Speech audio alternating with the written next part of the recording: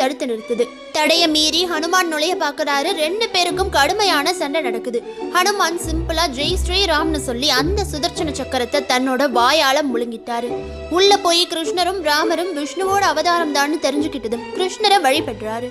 கிருஷ்ணர் ஆச்சரியத்தோடு, நீ எப்படி உள்ள வந்த? காவலுக்கு இருந்த சக்கரத்தாழ்வார் என்ன ஆனார்னு ஒன்னும் தெரியாத மாதிரி கேட்கிறாரு. ஹனுமான் தன்னோட வாயில இருந்த சுதர்சன சக்கரத்தை வெளியில எடுக்கிறாரு. அவ்வளவு நாள் ஆணவத்தோட இருந்த சக்கரத்தாழ்வாரோட அகங்காரம் குறைஞ்சிருக்கு. மன்னிப்பு கேட்கிறாரு. திரும்ப பழையபடி கிருஷ்ணர் கிட்டேயே போயிடுது.